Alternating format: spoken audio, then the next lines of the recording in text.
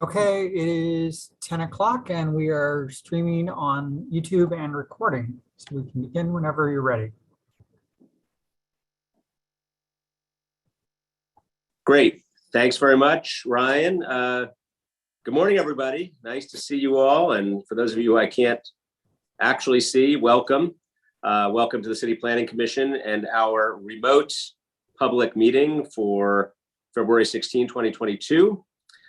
Ryan Singer, Senior Director of Land Use and Commission Operations, is going to now outline the general information about the remote public hearing and how to participate. So Ryan, go ahead.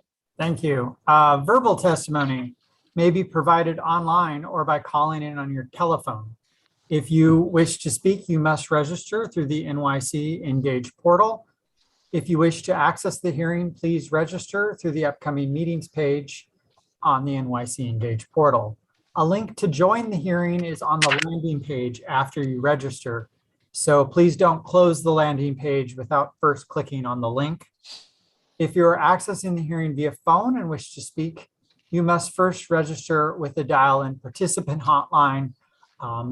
Typically, we have those listed on the screen, but I will read one of them now, 1-877-853-5247. That's US toll free. There are others listed on the NYC Engage portal and now listed on our screen. If one of the numbers is busy, please try another. The meeting ID is 618-237-7396. Press pound to skip the participation ID. The password is the numeral 1. The phone number is also posted on the upcoming meetings page of the NYC Engage portal. Please note that no matter how you are accessing the meeting, you must first register if you want to speak. Those accessing the meeting online will have the option to turn on their camera while giving testimony. When it is your turn to speak, you'll be notified and promoted to a panelist. This will allow you to unmute your microphone and turn on your camera. Listen closely for your name to be called. There will be a short period where it will appear that you're no longer in the meeting. Don't be alarmed, you should rejoin as a panelist. If you're accessing the hearing via phone, your name will be called from the list of registered speakers. You'll be given the ability to temporarily unmute yourself. You do this by pressing *6 to unmute your phone. For those listening to the hearing through the online live stream, if you want to speak and wish to do so during the hearing, you must first register to speak through the upcoming meetings page. It's not possible to testify through the online live stream. For those accessing the hearing via phone who have not registered to speak but wish to do so, you must also first register to speak through the process that I described a moment ago. Speakers are limited to 3 minutes of testimony, with a few exceptions. Elected officials are accorded the courtesy of jumping to the front of the line and are not limited to 3 minutes. If consecutive translation services are being used, the time will be extended to 5 minutes. And if an applicant team with 3 or more speakers wishes to make a team presentation, the team will be allowed a total of 10 minutes. The chair will announce when the time limit is reached. Please be mindful of potential background noise during your testimony. Make sure that if you're watching the proceedings via live stream, that the live stream is muted when you begin your testimony. Otherwise, you'll hear an echo. If you wish to submit written testimony, it should be submitted to the Department of City Planning. The mailing and email addresses can be found on our website, planning.nyc.gov. And please note that this remote public hearing is being recorded. Excellent. Thanks very much, Ryan. And once again, good morning, everybody, and welcome. I'm going to ask the secretary to please begin the meeting. Good morning. This is the City Planning Commission public meeting held remotely through the NYC Engage portal. Today is Wednesday, February 16th, 2022. I will now call the roll. Chair Garodnick. Here. Vice Chair Knuckles. Here. Commissioner Burney. Here. Commissioner Capelli. Here. Commissioner Cerullo. Here. Commissioner Dueck. Here. Commissioner Edie. Here. Commissioner Goodridge. Here. Commissioner Levin. Here. Commissioner Marin. Here. Commissioner Ortiz, Here. Commissioner Ramprashad,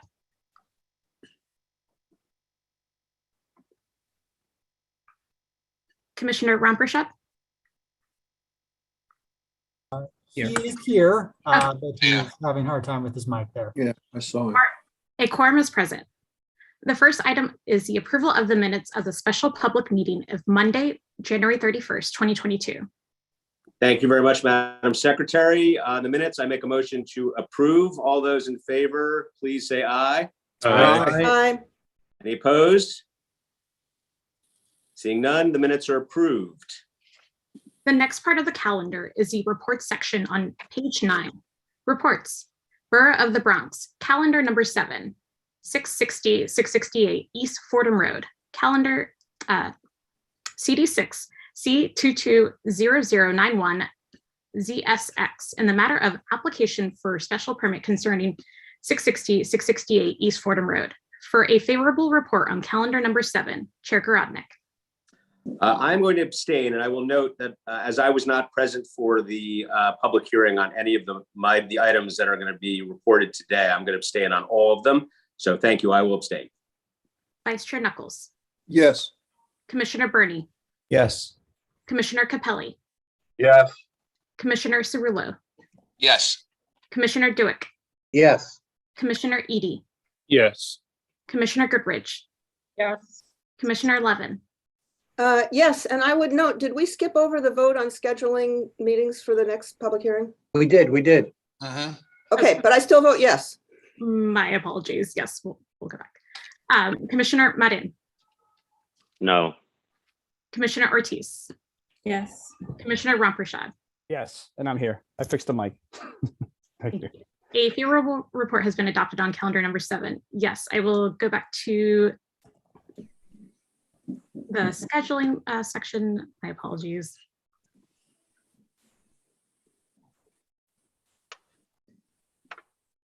The first part of the calendar is scheduling March 2nd, 2022 for a remote public hearing on calendars numbers 1 through 6.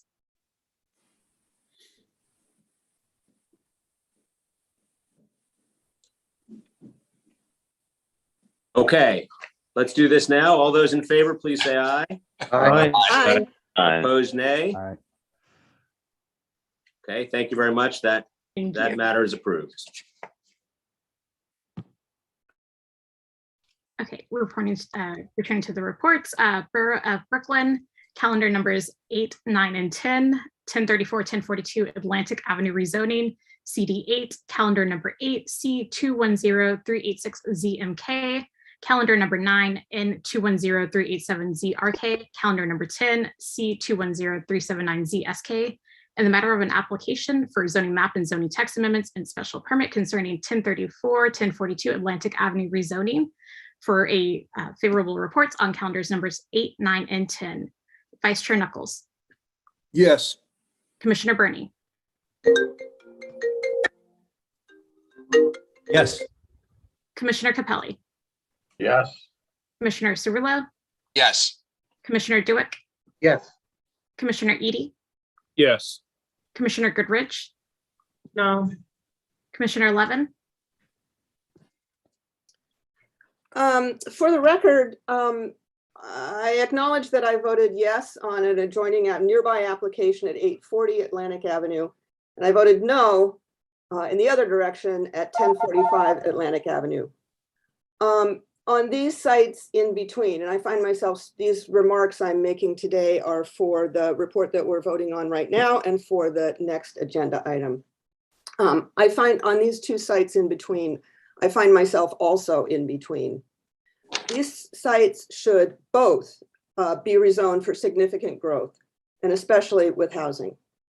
The community and city planning did reach agreement on the basic contours of the M-Crown land use framework, but much work remains to be done. In the meantime, we've seen private applications for a total of more than 1,500 units. That amounts to de facto planning by the private development community without the nuance and city commitments that would accompany a neighborhood rezoning. The community board and the borough president, who is now our mayor, both opposed these applications with some suggestions for how they should be modified. I'm largely with them. Because no modifications are before us today, I can't vote yes. But with modifications and a commitment by the city to turn the M-Crown framework into a neighborhood plan, these applications should be approved. So I can't vote no. I'm going to abstain with the hope that these applications can be passed on to the city council for modification and eventual approval. Commissioner Marin, No. Commissioner Ortiz, Yes. Commissioner Ramprashad,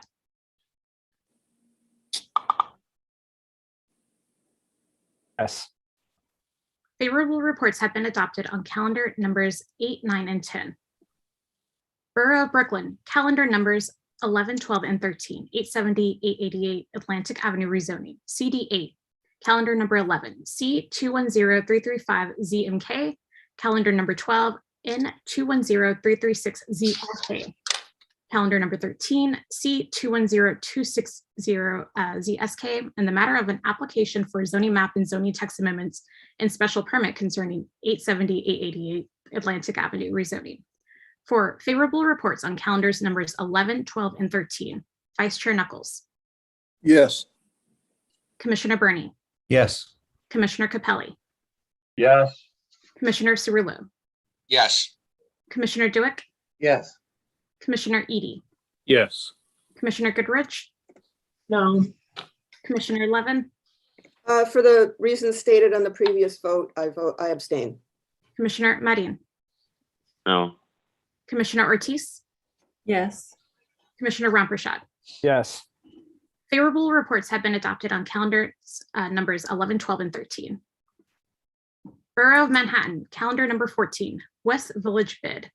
CD2, calendar number 14, N200217BDM, in the matter of an application for the establishment of the West Village Business Improvement District. For a favorable report on calendar number 14. Vice Chair Knuckles, Yes. Commissioner Burney, Yes. Commissioner Capelli, Yes. Commissioner Cerullo, Yes. Commissioner Duick, Yes. Commissioner Edie, Yes. Commissioner Goodrich, Yes. Commissioner Levin, Yes. Commissioner Marin, Yes. Commissioner Ortiz, Yes. Commissioner Ramprashad. Yes. A favorable report has been adopted on calendar number 14. Borough of Manhattan, calendar numbers 15 and 16. New Providence redevelopment, 225 East 45th Street, CD6, calendar number 15, C220131PSM, calendar number 16, C220132HAM, and the matter of applications for site selection, UDAP designation, project approval, and disposition of city-owned property concerning the New Providence redevelopment, 225 East 45th Street. For a favorable reports on calendars numbers 15 and 16. Vice Chair Knuckles, Yes. Commissioner Burney, Yes. Commissioner Capelli, Yes. Commissioner Cerullo is recused, Commissioner Duick, Yes. Commissioner Edie, Yes. Commissioner Goodrich, Yes.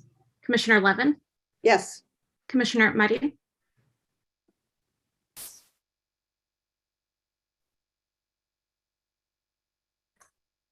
Yes. Apologies.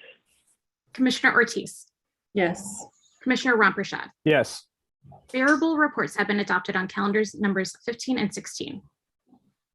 Borough of Queens, calendar number 17, Sutphin Boulevard bid expansion, CD12, calendar number 17, N220224BDQ, and the matter of an application for the amendment concerning the Sutphin Boulevard bid expansion. For favorable report on calendar number 17, Vice Chair Knuckles, Yes. Commissioner Burney, Yes. Commissioner Capelli, Yes. Commissioner Cerullo, Yes. Commissioner Duick, Yes. Commissioner Edie, Yes. Commissioner Goodrich, Yes. Commissioner Levin, Yes. Commissioner Marin, Yes. Commissioner Ortiz. I would like to vote yes, and I would also like to applaud Department of Small Business Services and all the partners who worked on this. It was a tremendous, very long-term effort to get this passed, and I really do commend them for getting this far. So yes. Commissioner Ramprashad. Yes. A favorable report has been adopted on calendar number 17. Borough of Queens, calendar numbers 18 and 19, 9881 Queens Boulevard rezoning. CD6, calendar number 18, C210161ZMQ, calendar number 19, N210162ZRQ, and the matter of applications for zoning map and zoning text amendments concerning 9881 Queens Boulevard rezoning. For favorable reports on calendars numbers 18 and 19, Vice Chair Knuckles, Yes. Commissioner Burney, Yes. Commissioner Capelli, Yes. Commissioner Cirillo, Yes. Commissioner Duick, Yes. Commissioner Edie, Yes. Commissioner Goodrich, Abstain. Commissioner Levin, Yes. Commissioner Marin, Yes. Commissioner Ortiz, Yes. Commissioner Ramprashad. Yes.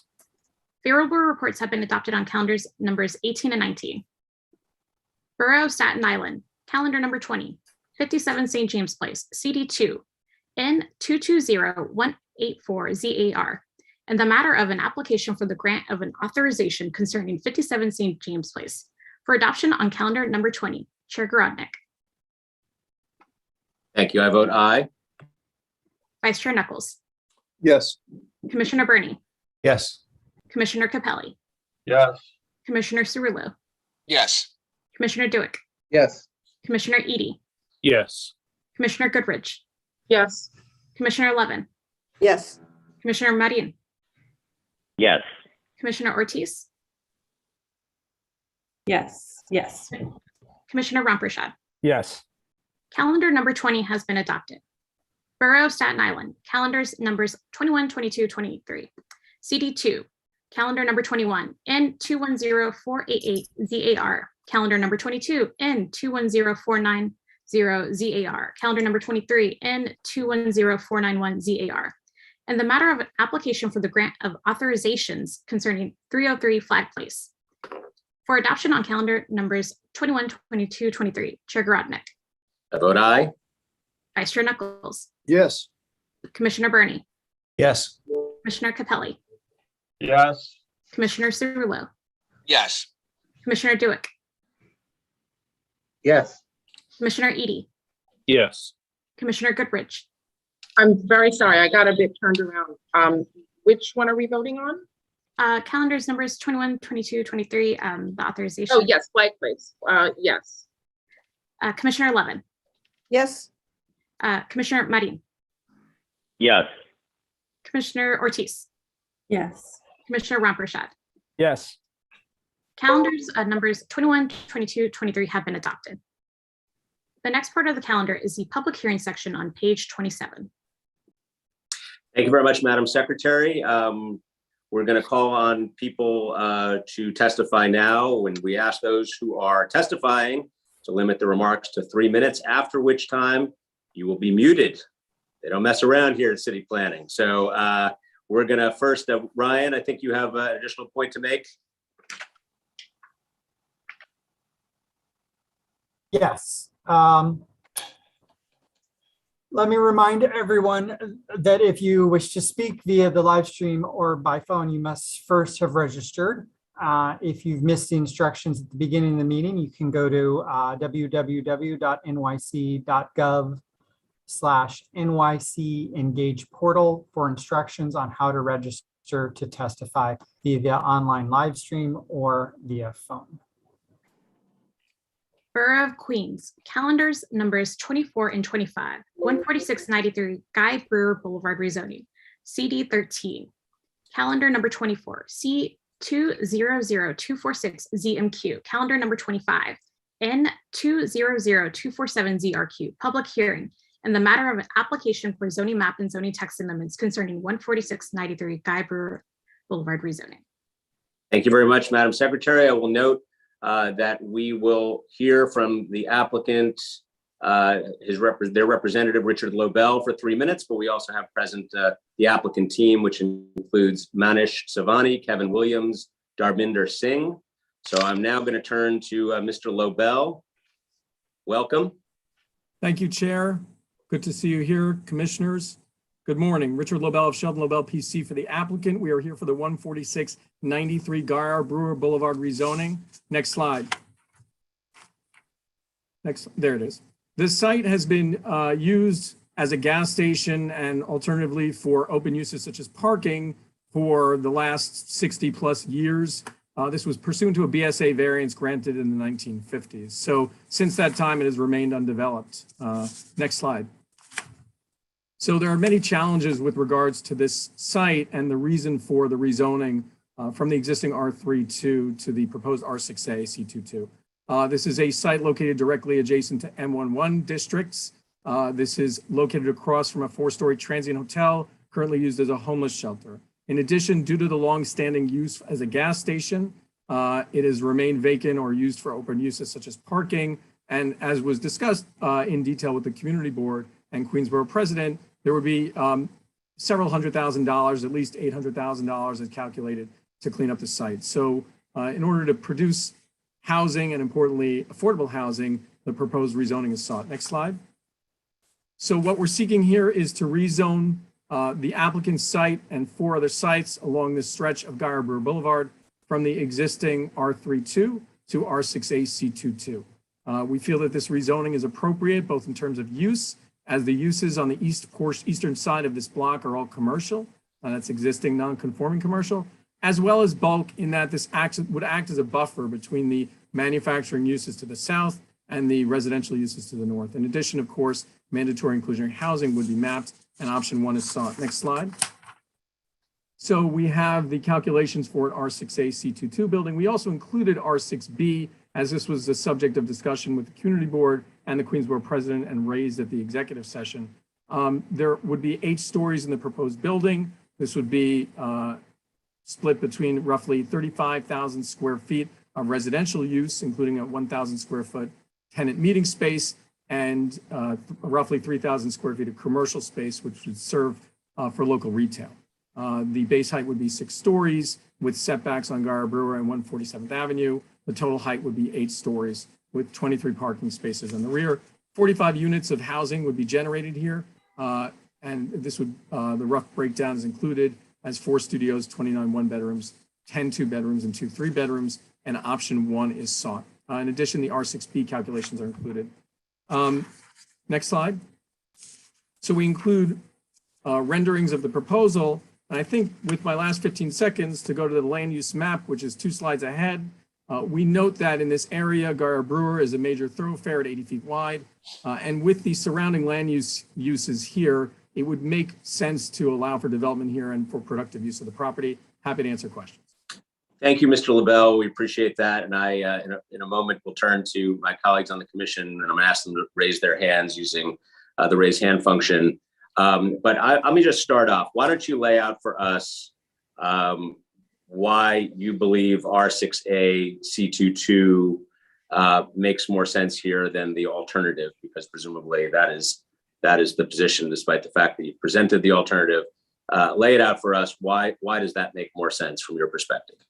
Sure. So I think the first thing to note is the history of this property and development at this intersection, which reflects non-conforming uses. It's a challenging site. And the history of this property itself, originally there was a BSA back in 1951 and a variance. And 15 years ago, a prior applicant actually who I represented went to the community board and sought a 1-story commercial use here in an attempt to allow for some feasible use of the property. That was at the time rejected by the community board and eventually by BSA. So now we come to a proposal for an R6A and why we think that's appropriate. The first reason, while mass transit is challenging in this area, Gar Brewer Boulevard is a major thoroughfare here at 80 feet wide and also has 3 major bus lines running along Gar Brewer, including 3 at the intersection in front of this property. So as far as transit goes, this is what you get here.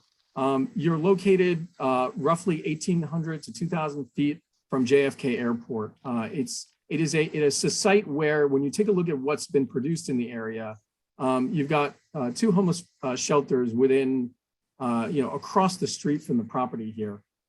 Moreover, with regards to the density here and why it's appropriate, this is a neighborhood which has faced some challenging housing statistics. So median incomes have gone down. Overcrowding is prevalent. So units that are occupied by greater than 1 person has increased over the last 10 years. It's an area which is really in dire need of additional housing in general, and also additional affordable housing. So the question is, where would you put this? This site is zoned R32. R32 permits for 0.5 FAR for residential uses and is simply not going to produce anything here. What is it produced on this block alone? It's basically produced non-complying and non-conforming commercial uses and homeless shelters. And so while the property has remained essentially vacant for 60 years, the idea here would be, what can you produce that would actually generate enough of a real income for the property, enough of an opportunity to subsidize the affordable units where somebody would build. And so that's the reason that the R6A was sought. From a land use rationale perspective, we think it's supported because the width of the streets here, the fact that you are adjacent to these M11 uses and non-conforming uses, it serves as an excellent buffer and allows you it finds a place, a home for this type of housing, which is why we think that the application should be supported. Mr. LaBelle, did I understand you to say that you don't believe that the R6B C22 is enough to incentivize somebody to actually build this building? Is that what you said? Chair, the application that was presented to city planning was at an R6A. In conjunction with the conversations with the community board, with the Queensborough president, and with council member Brooks Powers, we've basically discussed a reduction in the building to a lower building envelope, and an R6B was discussed. So do I think the R6A is supported? I do. In conjunction with those conversations, and by the way, I would just add that everyone in the process, all of the stakeholders, community organizations, civic groups, the council member, the community board, everyone's been very generous with their time. We've met with regards to this proposal and this site at least 5 or 6 times. Do I think that R6B would eventually be built at the property in the event that that was the only option? I do. I don't think that there's any way around it. We see the writing on the wall. But do I think the R6A is supported? I also do. So the reason that we sought the R6A, among other reasons, was to allow for some flexibility in envelope and design in the event that an R6B is eventually selected for the site. Obviously, there's some difficult conversations, but Chair, subject to discussion with the applicant, I think it would likely produce housing. Okay, thank you very much. I'm going to turn to fellow commissioners. I saw a hand raised for a moment. Just want to make sure that Commissioner Rampersad, that you were not looking to be recognized, or are. This would be a chance here. Yes, Chair. Thank you. Actually, you asked the question. You asked the question I was going to ask, and I just wanted clarification. Are we going to be voting on an R6A or an R6B? But besides that, I also want the applicant team to discuss, based upon the borough president's comments here, what sustainability measures are being taken place with this building. So if they can please elaborate further on that. Chair, with your permission, I would introduce Manish Savani, the project architect, who can briefly discuss some of the sustainability measures. Go ahead. Hi, good morning. Thank you for this. We had a conversation with the owner on the sustainability measures, and besides what the code requires, which would be the green roof or the solar roofs and high energy efficiency windows, the LED lightings, low use, and we also went over some of the additional measures that can be incorporated, like low flow fixtures, low energy appliances, lighting, and I've mentioned that, recycled materials and low VOC paint, stuff like that. But these are all still very preliminary in stage. So they're still in conversation, but we haven't put down in definitive mode yet. Yeah. And I just have one other further question. Was the R6B alternative presented to the local community board? The R6B was presented at the request of the council member and in further discussion. So, this project actually began under a prior council member who's currently the Queensborough president, Donovan Richards. And at the time, it was agreed upon that we would go forward with an R6A. We have presented a lower building. The actual building that we presented to the community board was an R6A, which essentially reduced it a story. So it allowed for a reduction in height to, I believe, 7 stories, but still allowed for R6A type bulk, which would generate a similar number of units.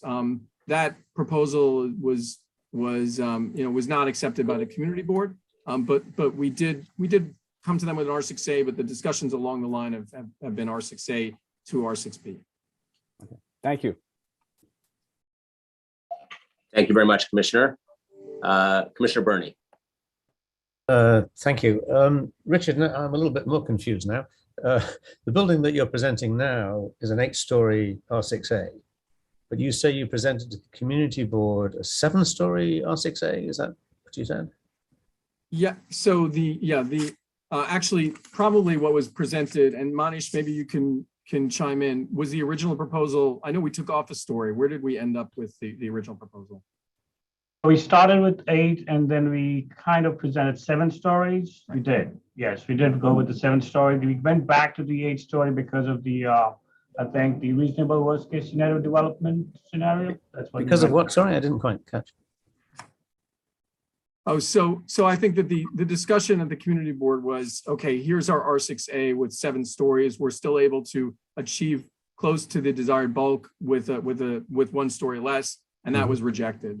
So the proposal before the commission right now includes the fullness of the original proposal. Okay. In the event we had come to an agreement, I think we would have presented the 7-story. But this is basically, it allowed for some room, and in addition, as we know, when we get to the council, there's always some negotiation that takes place, or usually. Yeah. And I would note that the council member has expressed in those discussions that she would prefer a lower zoning district. But again, we are coming to the commission with a land use rationale and with what we feel would best benefit the likely development at the property, and that's why we're here with us. Mm-hmm.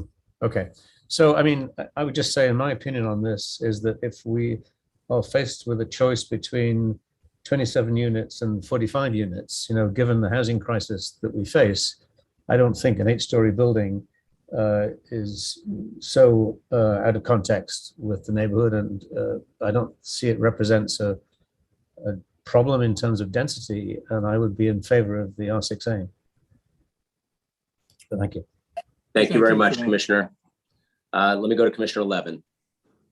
Yes, thank you. Well, so Chair Garodnick started out with what I think is the key question here, and Mr. LaBelle, you gave a pretty thorough answer in support of the larger density, but the one thing you left out is any argument or discussion of the surrounding R32, which is, a vast stretch right around this site. So what you're proposing here is a really tremendous increase in a low density area. Can you complete your argument in favor of this by trying to convince me that, as you know, I'm still carrying a torch for neighborhood context. I think I'm maybe a little bit out of touch with the times, but I still do think that our neighborhoods are what makes New York so distinctive, and plopping down an 8-story building in the middle of 1- and 2-story buildings is problematic for me. So can you make me feel better on that front? Sure. So I would start by saying that Community Board 13 Queens is we've had a history there, and in the last several years they've approved some rezonings in the area that were conditioned and they felt were acceptable within the context.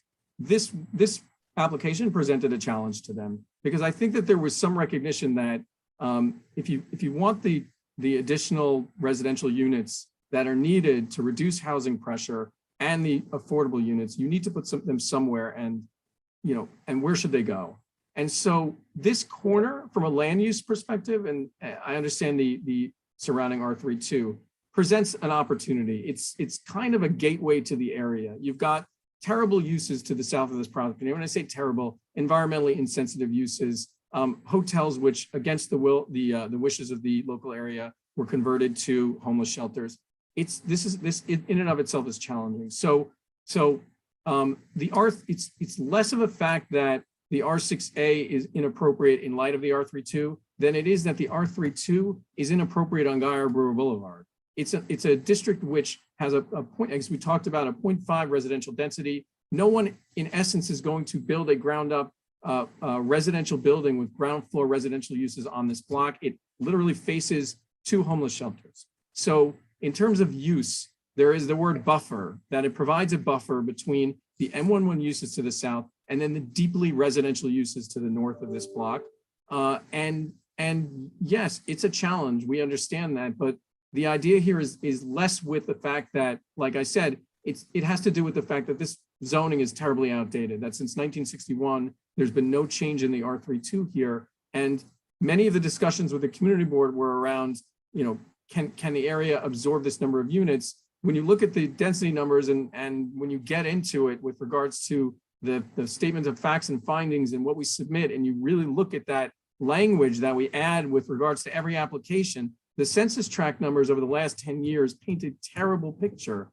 Overcrowding and population of these units by greater than 1 person, reduction in median income per household, increase in the number of residents sought by the community. All of these things lead to the situation we're at. So I understand the challenge with R32 and the disparity between the R32 and the R6A. It's more that if you're going to put R6A somewhere and create some units, this would be the place to do it. And that's helpful. Thank you very much. Sure. Thank you. Looks so much happier now. Thank you, Commissioner Levin. Let me see. I don't see other hands raised from the commission. I'm going to give them a final shot here to pose questions to the applicant's team. Seeing no other questions, we're going to thank you all for the information and for your testimony. And we are now going to turn to members of the public wishing to testify. First up is Lonnie Glover, who is going to testify against. We normally are a 5 against and 5 in favor.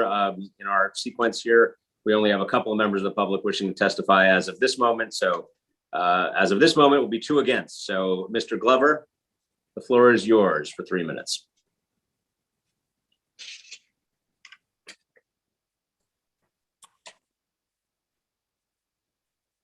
Mr. Glover, you're in the room and you should be able to speak. There you go. Okay, gotcha. Good morning, everyone. Can you hear me? Oops. Yeah, you're a little quiet. If you can More volume. Okay, can you hear me now? Sorry, my That's a little clock is better. ticking. Thank you. Good morning. My name is Lonnie Glover. I thank you much, commissioners of city planning. My name is Lonnie Glover. I have lived in the community of Springfield Arts since 1988. I'm also a retired manager from Do It, and also the current president of Spring Arts Civic Association, the organization. This property has been abandoned for many years, and yes, we too do not want to see it remain in the state that it is. However, our desire is for it to remain as an R32 zoned area. We also do not want to hamper the opportunities of the landowner. However, this location is not suitable for an 8, 7, or 5-story 45 apartment unit with 32 parking spaces to add to the parking condition we have in our community. The property owner has never approached the Springard community on considerations for the site, which started back before the pandemic, about 2 years ago. There are 2 homeless shelters, as was mentioned, less than 100 feet on Guy Brewer and 147. A school, PS 52, approximately 500 feet, and a tractor trailer repair facility less than 100 feet across the street from the facility. This intersection supports heavily traffic between the Bell Parkway and Nassau Expressway, in addition to air cargo facilities supporting Kennedy Airport. There are 3 bus stops, as was mentioned, immediately at this intersection on 147 and Guy Brewer Boulevards. Proposed parking access of this property will add traffic onto 147 Avenue, which is already parking is already a major problem in the community as a whole. Approval for this property will devastate those who live and have invested homes and businesses in the Springfield Garden area. Immediate and supporting communities are opposed to this project. I implore the panel, the Planning Commission, to deny approval of this proposed project at this location and to further investigate increased density this project will add in this site. I thank you much for my time. Thank you very much, Mr. Glover. One quick question for me, if you don't mind. Is it your position that you oppose the change to the R6A entirely? So you oppose both options that have been discussed here. You want to keep Guy Brewer Boulevard as an R32, if I've heard you correctly. R32, or the site has been proposed for commercial and residential. We're in favor of that. But an 8-story, 7-story, even a 5-story is much taller in height than any other buildings in any of the areas within Community Board 13. There's also a third homeless shelter on Rockaway Boulevard, which is approximately 5 or 6 stories high. This proposal would actually be increased and devastate the area and community that we're on.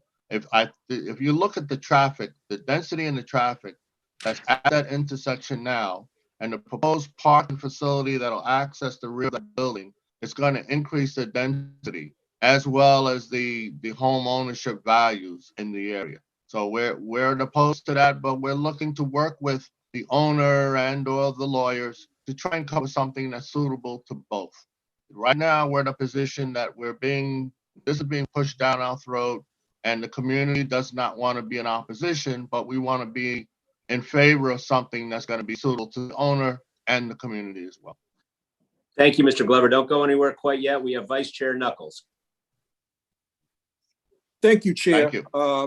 I think, Mr. Glover, well, first, thank you for your testimony this morning. And I think you've partially answered my question, because I was going to ask you, given your opposition to what's being put forward, what would you prefer to be built on the site? Now, I know you said commercial and or residential.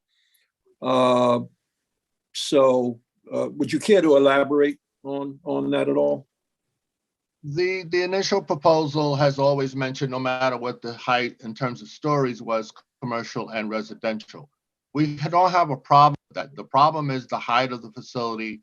45 apartment units and 23 parking facilities at that location would be devastating. If you've ever done or seen any of the traffic flow at that particular intersection, on top of the school buses, on top of the traffic from the shelters, there's got to be a middle ground here. We're not against the landowner trying to make a living, but then again, he's got to reach to the community to see what we're in support of for that neighborhood. Yes, we want to revitalize our neighborhood, but we don't want to do it at the expense of a home of a landowner, and the community has no benefit to it, and doesn't increase the density that will definitely impact our community if this proposal goes forward.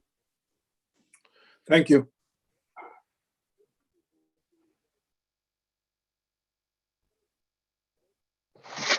Chair, you are muted. Sorry. Thank you very much, Vice Chair Knuckles and Mr. Glover. Thank you very much for taking the time to be with us this morning. We are now going to turn to the next member of the public wishing to testify, Michael Malia. And I'm very sorry if I did damage your name, but you can feel free to correct me when you come to the screen.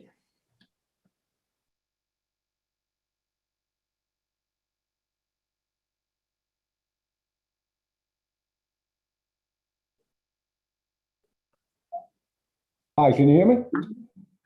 We can hear you. Okay, great. How you doing? My name is Michael Mallier. I am the chair of the Land Use Committee for Community Board 13. I just want everybody to know that our community board voted 32-0 in opposition of this, strong opposition of this. We had 12 civic associations who were brought in and spoke with the owners and explained their concerns with the project, a lot of them which Mr. Glover brought up. And the fact that they're coming back with an R6A is really disingenuous to all of the effort that we put in, because we tried to get them to come down to maybe an R5D or that, and even that was contentious. But that they're coming back with an R6A really is like almost a punch in the face to the community board, because we really fought to get this scope brought down. There are issues with parking. The parking is valet parking, so they don't have the actual amount of parking that you could go without valet. There's a 2-story residential house right next door that's going to be in constant shadow from this building. And I just wanted to bring it to your attention that, you know, this is really not in the community's best interest to have this building built. And that's all I have to say. Thank you very much for that and for joining us. I see no other questions from the commission, and I will note that this is an opportunity, a final opportunity for any members of the public to join us. I'm going to turn to Ryan and see if there's anybody else wishing to speak on this item. Radnick, I did have a question. I'm very sorry. Please go right ahead. So with respect to the alternatives, you know, if the community board has rejected this higher density alternative, what other options are you comfortable with? So we did go back and forth. We spoke with the borough president. We spoke with the community board, and we don't want the R6A, but even an R5D, which was discussed, is still out of context with this neighborhood. But we are willing to work with the developer. But the thing here is that we just don't want an R6A, and that's what's being proposed today. So we're against this application. Understood. Thank you. Thank you, Commissioner Ortiz. Let me just do another more careful scan here, see I haven't missed anybody. Okay, I do not see other hands raised. Ryan, any other members of the public on this item? There are no further speakers signed up or in the Zoom on this item. Great. Got it. Thank you. With that, this hearing is closed. I want to note we very much appreciate the testimony that was presented today, and we will move on to our next item on the agenda. Madam Secretary. Borough of Brooklyn, calendar numbers 26 and 27, 103 Lee Avenue. CD1, calendar number 26, C210312ZMK, calendar number 27, N210313ZRK, public hearing in the matter of applications for a zoning map and zoning text amendments concerning 103 Lee Avenue. Excellent. Thank you, Madam Secretary. Mr. LaBelle, looks like you didn't need to move too far. You are here on behalf of the applicants. You have 3 minutes. And I should note that we, before you go, you're joined by another member of the team, Kevin Williams. But we can start your clock now. Welcome back.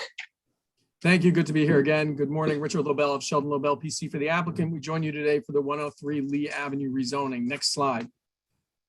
To summarize the project, this application seeks a rezoning from an existing R6, R6C13 district, as will be detailed later on the map, to an R7X C24 district. And of course, this would be joined with a mandatory inclusionary housing area. The proposal would facilitate the development of a new roughly 52 to 53,000 square foot building, 8 stories with mixed use commercial and residential, approximately 52 dwelling units, of which 16 would be affordable pursuant to option 2 with 15 parking spaces. Next slide.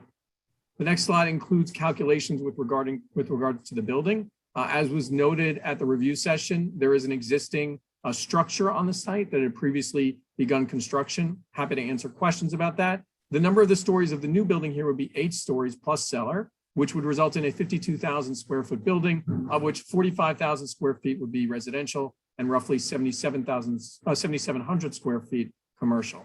Total height would be 84 feet with setbacks at the 8th story. There would be 15 parking spaces and 52 dwelling units with 16 affordable under option 2. Next slide. The land use rationale governing the project, as you can see from the zoning map, this is an R6 area where it should be noted that the maximum FAR for community facility uses is 4.8. Density is not something which is unknown to this area. You're surrounded by 6 and 7 story buildings. In addition, there are 10 to 13 story buildings within view of the BQE, which adjoins the property. In addition, there's R7-1 districts to the south and southwest of the property. So you do have some significant density in the area, and the R7X would add to that and allow for affordability. Next slide. I skipped it to 2 slides because this is just the other land use map. Here's the tax map, which shows the rezoning area, and also we're happy to answer questions with regards to the inclusion of 100 Lee Avenue, which is across the street, and which would be potential development site under this scenario.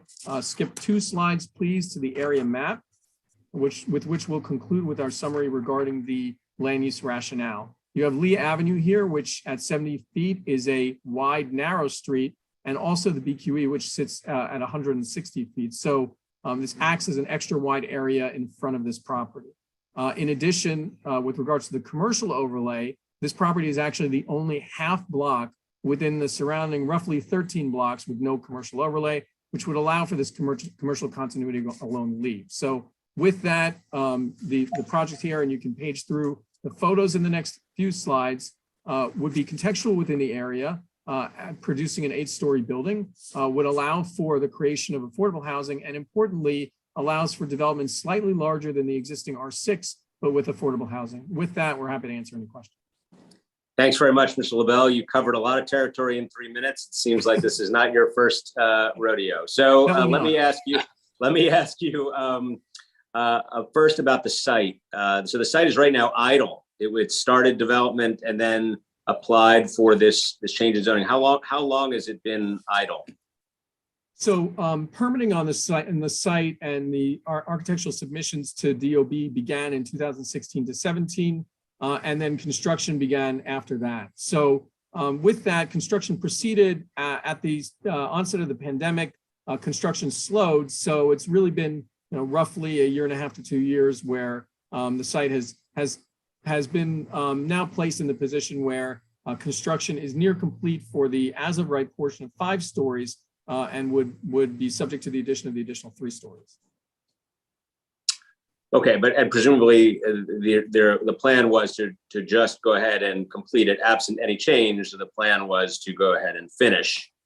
Correct. But this is just an additional opportunity as opposed to the conclusive part of this story, right? If this zoning were not achieved, not to suggest that it would not be achieved, but if it were not achieved, that you would your client would just complete this building under the existing current framework. Is that correct? Yes, the existing framework, which allowed for this 5-story, roughly 30-unit building.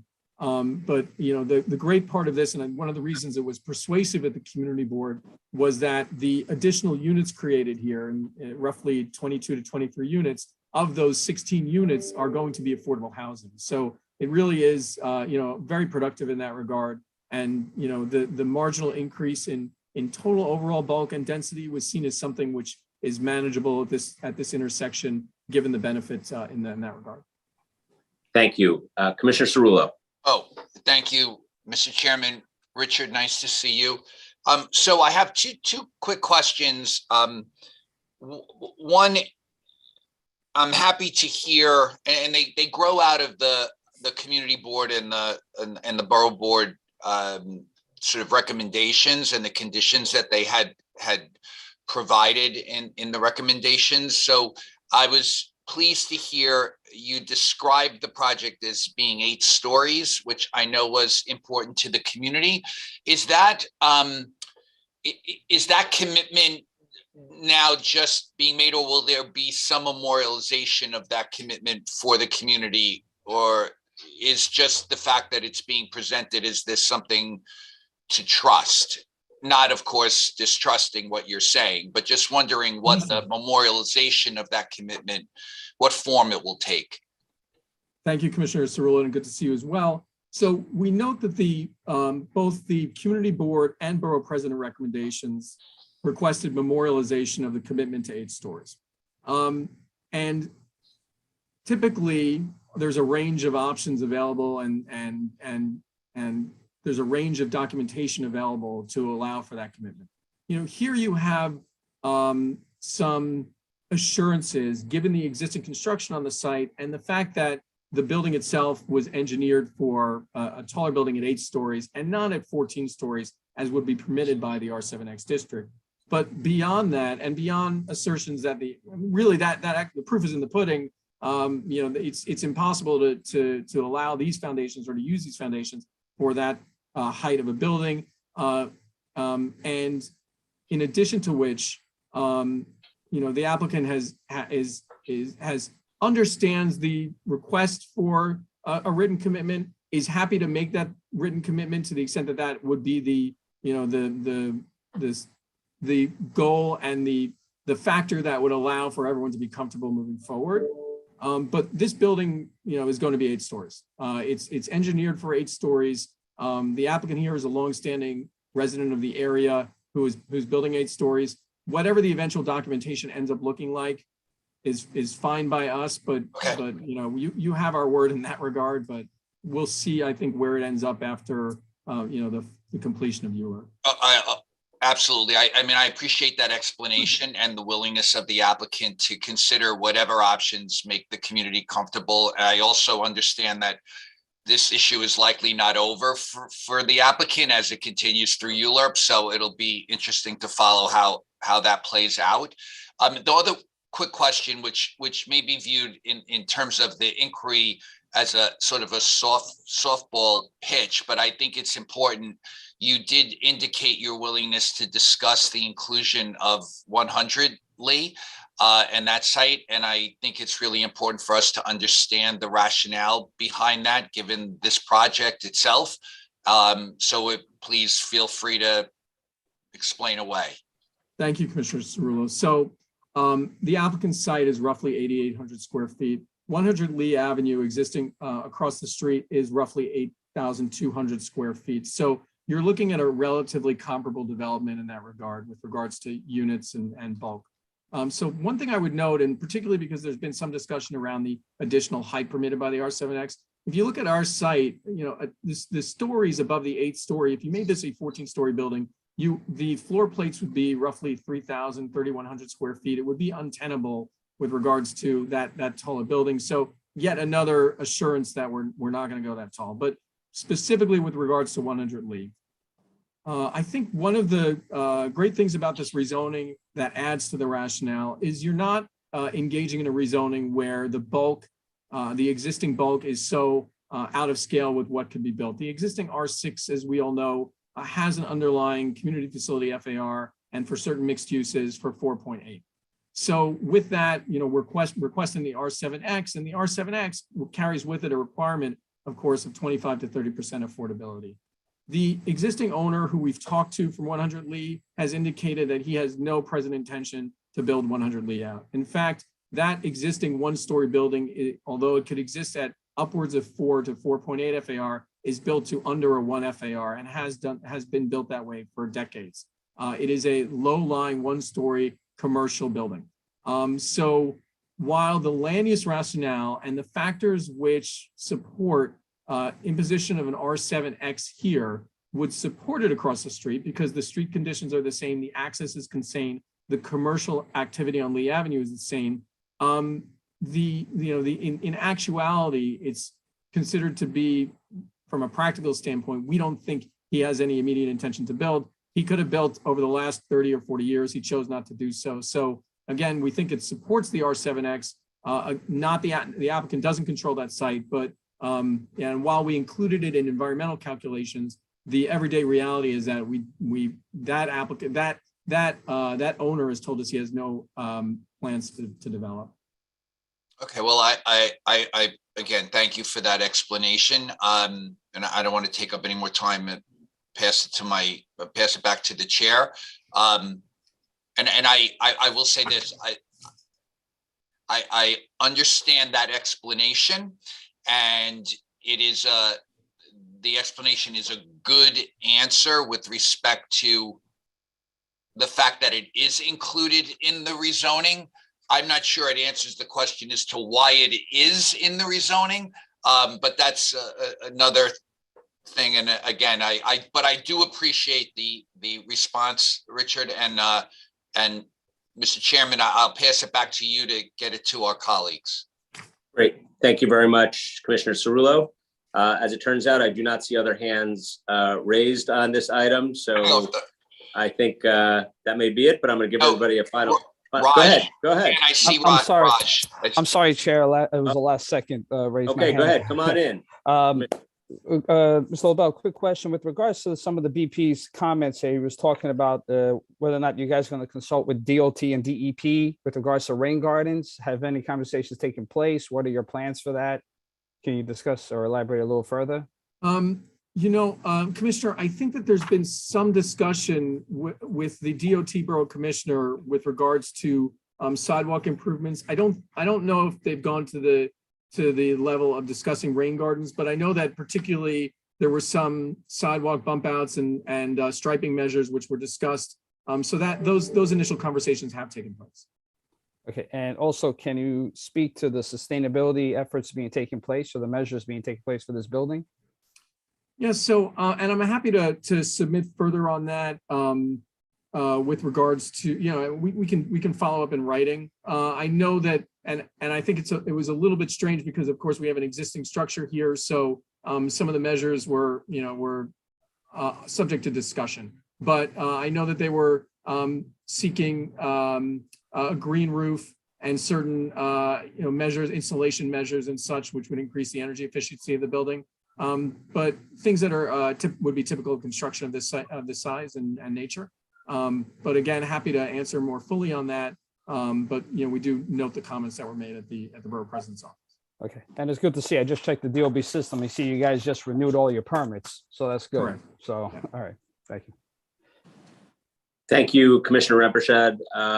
Taking a look here at the commission, careful look at the commission. I do not see any hands raised. So speak now or forever hold your peace, or at least until the next hearing. I see no members of the public wishing to testify on this matter. So this is now closed. Hearing is now closed. Madam Secretary, please call the next item. Borough of Brooklyn, calendar numbers 28 and 29, 3285 Fulton Street rezoning, CD5, calendar number 28, C220111ZMK, calendar number 29 and 220112ZRK, public hearing in the matter of applications for zoning map and zoning text amendments concerning 3285 Fulton Street rezoning.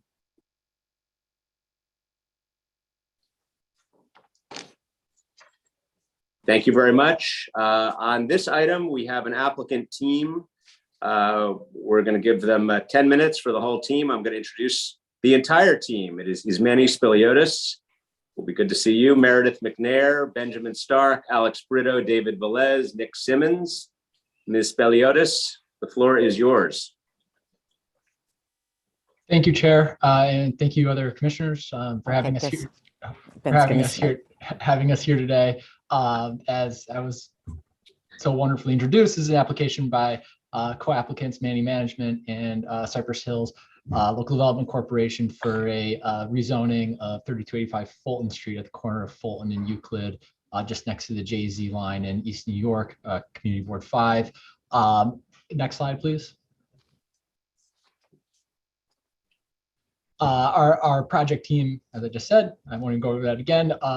Our rezoning here is from a mid to low density R5 C23 to add a higher mid density R7A C24 and an extension of the underlying special commercial regs EC6, and of course we'll adopt an MIH area.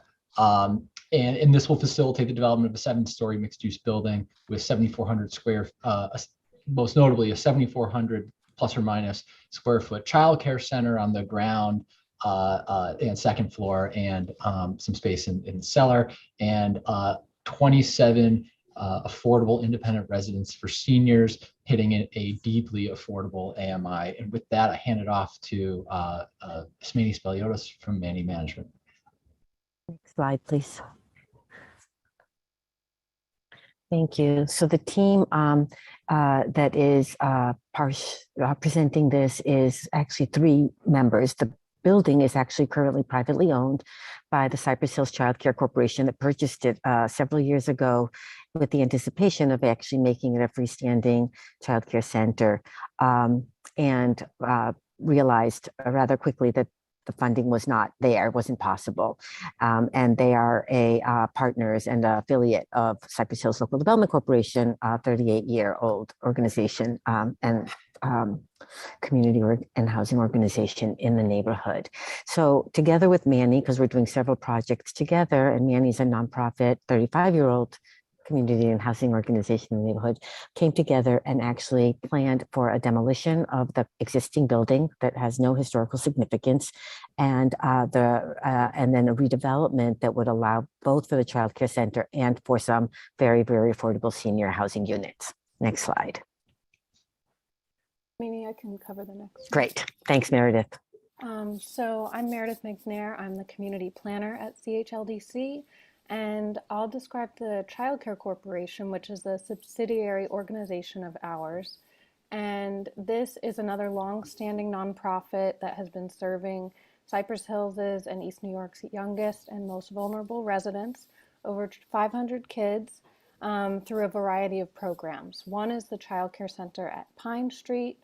We also have a Head Start family daycare program, and most notably, there's the Family Daycare Network. There's 58 licensed in-home daycare centers run mostly by local women across the neighborhood. And so that's our biggest program, serving 350 children. And the current office hub for the org is at 3295 Fulton, just down the street from the development site. This is a very cramped office where the Child Care Corporation cannot sufficiently provide the programs they want to. He's got to talk faster. Those being adult education programs, parent meetings, stuff like that. And so we know that demand for childcare is only going to spike in the next few years as hundreds of new units come online.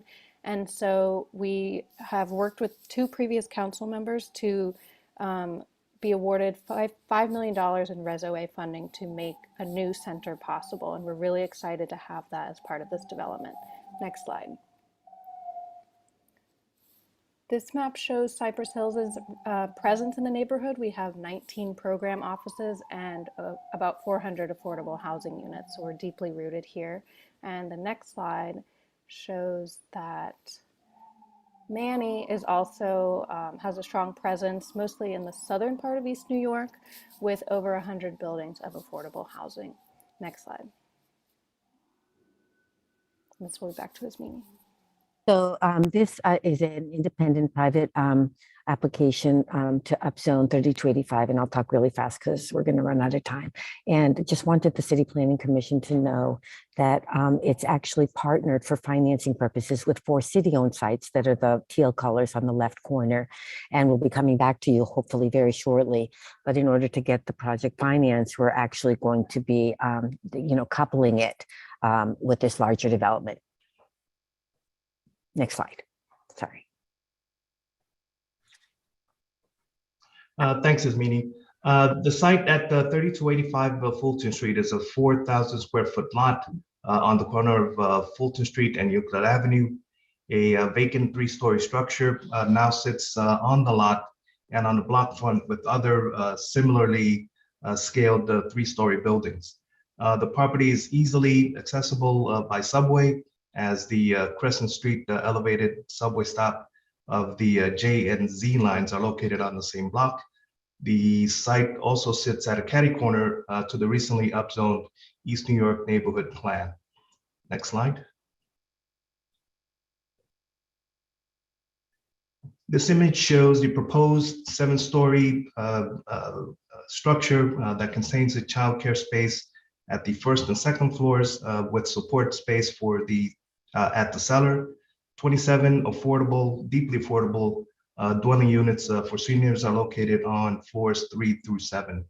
This image shows the entrance of the childcare space along Euclid Avenue with the residential entrance located on Fulton Street. Next slide.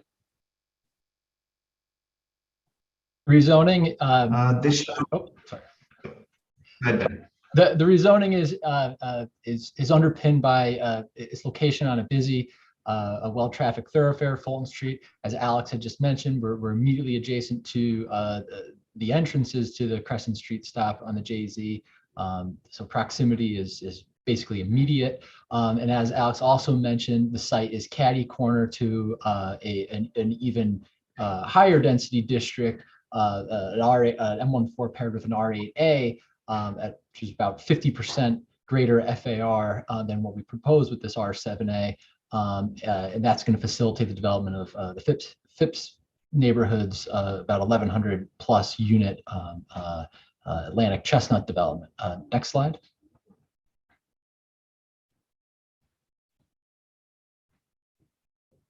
You can see just in this image, not a terrific rendering, but our best effort to show just the context of the 14 plus story building that will be catty corner to it, and the adjacency of the Crescent Street stop. Next slide.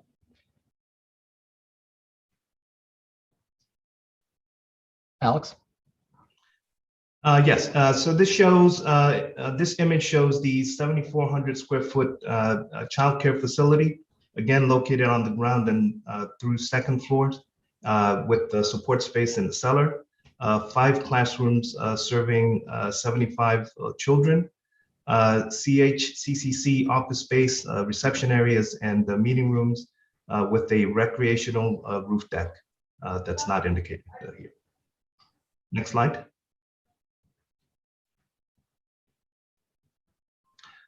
Here is the image of the current floor plans, again showing 27 units of affordable senior housing using the AIRS program in the zoning resolution.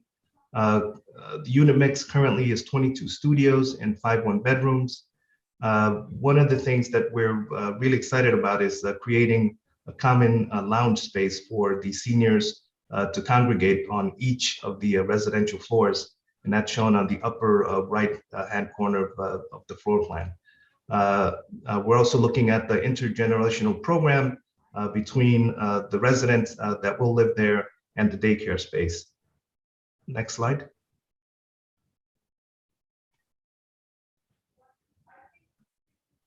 And so we've been alluding to deep affordability. So this chart actually summarizes, we are building as per HPD's term sheets, studio and 1-bedroom apartments for a senior population.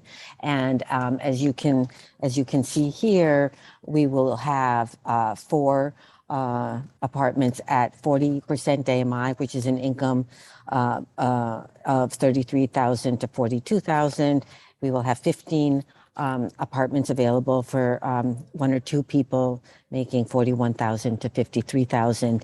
And the building will also have 8 project-based vouchers, which actually allow us to house seniors at extremely low incomes or at fixed incomes, because the project-based voucher will allow us to get the rent we need to operate the building.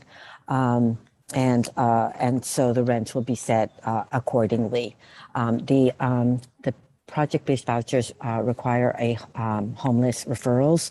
So those 8 units will go to homeless 1 or 2 family households, and we'll be working at the request of the community board and the borough president to try to rehouse local residents through the HRA referral process. Time. Thank you. Thank you. Thank you very much. And good to see you. Let me just start off with one question. The application, as I understand it, originated with a proposal for 33 units and is now 27. Tell us what your thought process was on that and how you came to this number. It's Mandy. May I? Yeah. Yeah. Yes, go ahead, Ben. When the application was initially prepared and we were working our way through the pre-certification process with the Brooklyn office of city planning, it wasn't clear what with total confidence to the applicant team the amount of the Reso-A funding. It had thought just in the kind of capital stack of how the project was going to be done that the child care center would need to be limited to just the first floor and parts of the cellar. As we got close to certification, it became clear that the Reso-A grant, we were confident that the Reso-A grant was going to be even larger. reservoir grant is very substantial here. And that is going to facilitate the development of an even bigger childcare center covering the ground and second floor and part of the cellar. The result is that the building stays exactly the same from a massing standpoint, or substantially the same. It's still a 7-story building. We lose a floor of senior housing for the child. And Chairperson Garodnick, I think that, as I said at the very beginning, this had been purchased by the Child Care Corporation in an effort to have it be a standalone child care center. And as Meredith said, it's an extremely overcrowded office, and we're looking to expand the services. And so we actually made a decision, which again, I think, is probably complicated, to actually go with a larger childcare facility and less units to accommodate kind of the initial mission of the organization, and to really kind of allow them to function, correctly as a childcare, facility. So we made a conscious decision. We're big housing developers, as you know, and committed to it. But, we made a decision to create a balance here. And so that's the change. Okay, thank you. That helps. Let me go to the commission. See if there are questions here from commissioners.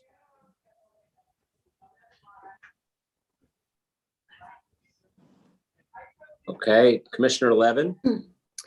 Yes, seeing no other hands. I do want to ask about one of the comments that you drew from the Borough President's recommendation that has to do with including the remainder of the block front in the area to be rezoned. That's a pretty consistent row of smaller residential buildings with a number of occupied units, and you always worry about the pressures for secondary displacement by an upzoning that includes sites that you really don't want to have anything happen to. Can you talk to us a little bit about those out parcels and the appropriateness of including them in this rezoning and the protections that might be available for the residents? Ben? Sure. So, yeah, thank you, Commissioner Levin, for that question. It's something we're very cognizant of.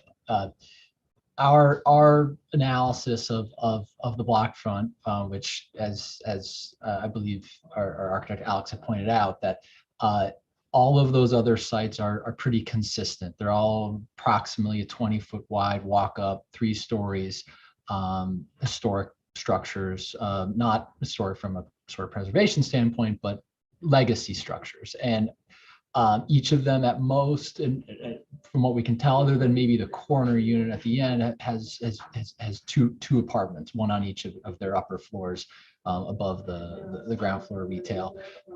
It's given that the structures are all held in disparate ownership, based on our experience, development pressures aren't something that we anticipate even in the medium term. Of course, we would not deny the possibility that following a rezoning, the sites could end up being cobbled together. But we see this neighborhood as one in which the affordable rents,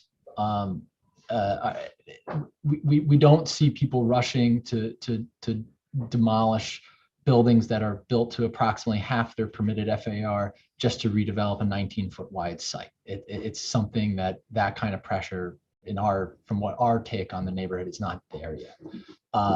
We also, yes, have analyzed that there might be 17 to 19 units, but that in R7A, immediately positioned to the stairways to the JZ, that redevelopment under MIH might not be the worst thing on buildings that are 100+ years old and are subjected to the sound of the overhead. The MIH development at this precise location is a kind of hyper planning concept that development along Fulton is appropriate, but development 10 feet in front of a stairway entrance to a subway is hyper appropriate. That as we think about the concepts of displacement, adding notable capacity at this exact location and providing housing opportunities for those who would be subjected to maybe needing to move out, that there's a place for people like that to go. Finally, the last thing I'll say is if there was rents in this neighborhood that would be supporting displacement of residents in buildings like this, those are already free market buildings. There's nothing stopping their current owners from, refinishing the floors and putting in all new kitchens and yada yada, all new windows, yada yada. But that's not there. So it's something that we don't think in the medium term those 20 footers are going to get redeveloped. So Commissioner, I want to just say, so Commissioner Levin, we appreciate your question. And, we're not, neither Cypress Hills nor Manny are proponents of kind of giving away upzoning, as I'm sure you know from our history and reputation. I think, and maybe Ben can speak to this a little bit better, but, when you go for a private rezoning, it's very, the city planning staff, think, when you go through that effort to just rezone the one single parcel is not really kind of, in an effort to be contextual, is not something that they really kind of advocate. And rather, you have to pick the right kind of carve, what's the right dimension to do this without giving away too much, but not also making it look like it's just a one-off. And so we really worked with them to determine what would be most appropriate here, because mainly because of our values about not giving this away. And if I could just piggyback on that, I would say that we believe a rezoning of the full block front is rational, given the positioning of the train, given the positioning of surrounding density and the busyness of the thoroughfare. We also believe that a rezoning to just the center line of the block is rational. Heck, we believe that a 50-foot wide rezoning is rational. That's the strength of this particular application in its hyper location. So whatever the commission believes is appropriate to achieve the goals of these two mission-driven organizations, we're just trying to build a building for the community. Okay, thank you. You obviously came well prepared for that question with a 3 and 4 and 5-part answer. So thank you for all of that. I'm glad I asked. Your effort would have been, unrewarded. We thought a lot about it. So thank you. Thank you very much, Commissioner Levin. Looking to the commission for further questions. Seeing none. Well, thank all of you for your presentation today, and it's good to see you. And the hearing of this matter is now closed. I'm going to ask the secretary to call the next item. Borough of Brooklyn, calendar numbers 30 and 31, 1220 Avenue P rezoning, CD 15, calendar number 30, C210098 ZMK, calendar number 29, N210099 ZRK. Public hearing and the matter of applications for zoning map and zoning text amendments concerning 1220 Avenue P rezoning.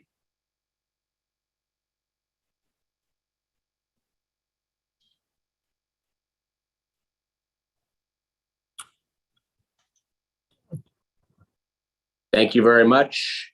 You never know who you're going to see. Mr. Lobel, on behalf of the applicant, with team member Kevin Williams, you have 3 minutes.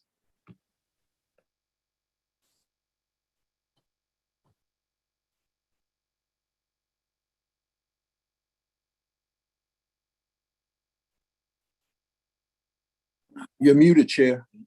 There we go. Richard, you should be able to unmute yourself. And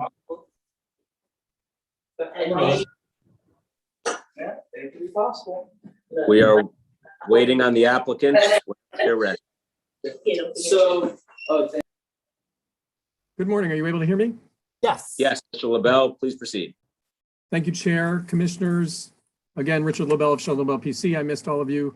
We're here for the 1220 Avenue P rezoning. Next slide.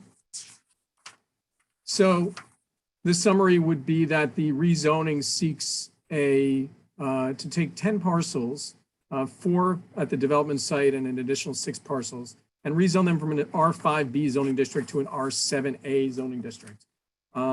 This would be coupled with a mandatory inclusionary housing designated area.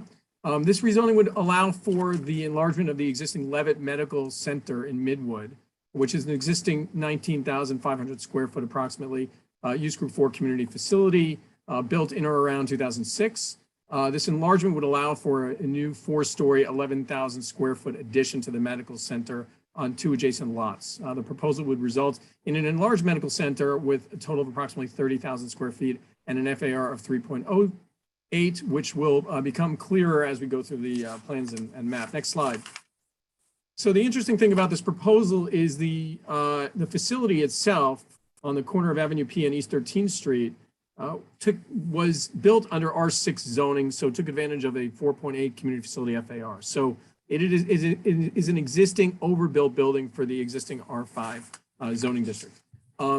Here, under the proposal, we would be enlarging 4 stories to match the floor to ceiling heights on the first 4 floors to allow for a total development of 30,000 square feet of medical facility space. This is a specialized medical facility with specialized care and treatment, allowing local residents in Brooklyn to travel to this neighborhood as opposed to coming to, say, Manhattan to receive their care. It's heavily utilized. It is not only a valuable community facility, but also one which employs upwards of 200 people in the area. It is job generating as well.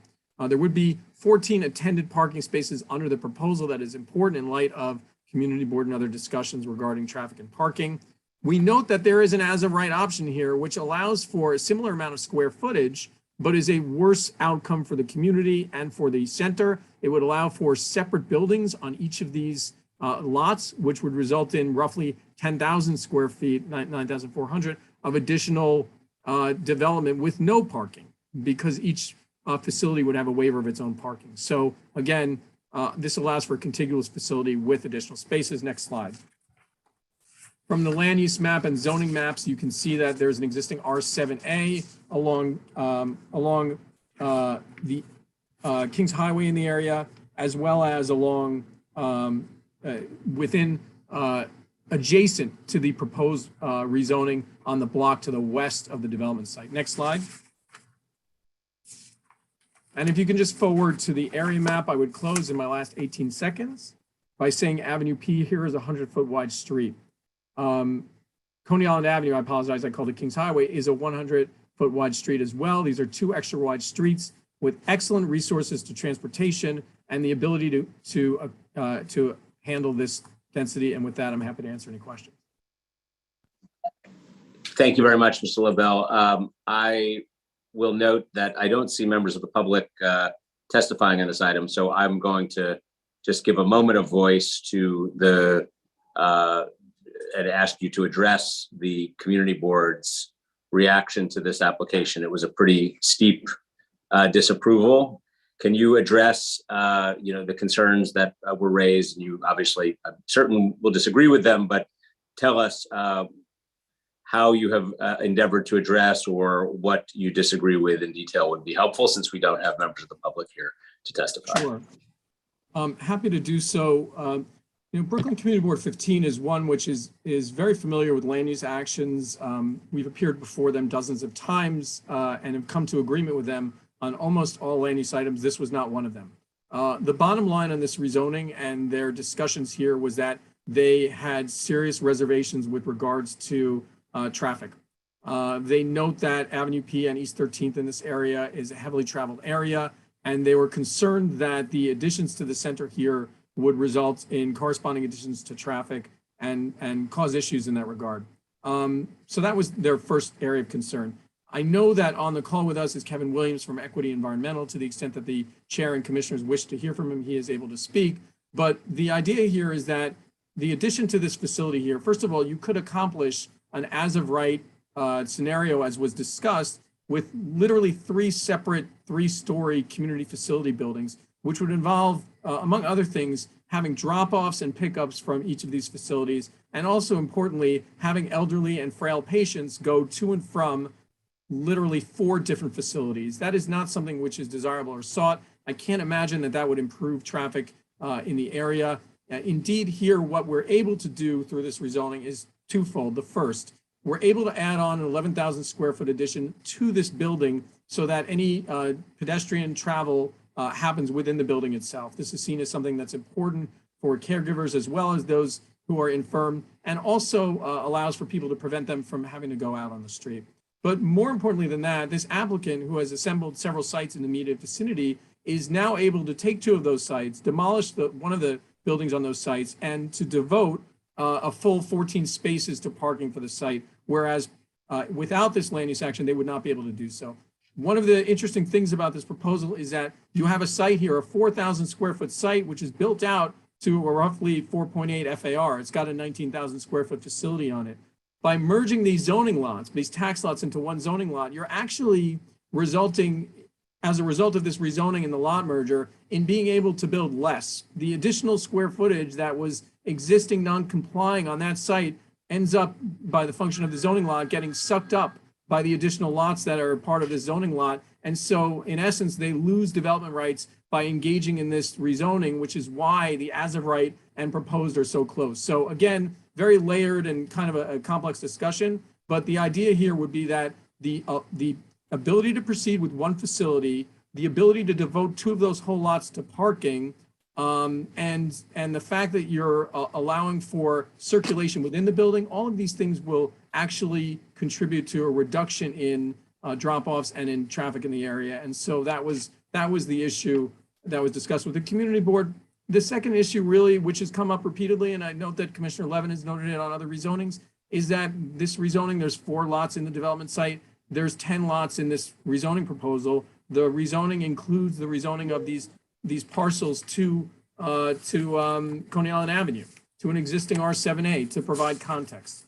And we understand. I mean, we included them because you are on a 100-foot wide street with good transportation. It is seen from a context standpoint to be advantageous to connect to an existing zoning district, and that's what we did here. But the community board had opinions and issues with that, particularly that to the extent that additional development rights and soft sites are created, it is, it's something that they are not as favorably inclined to as they may be for the medical center.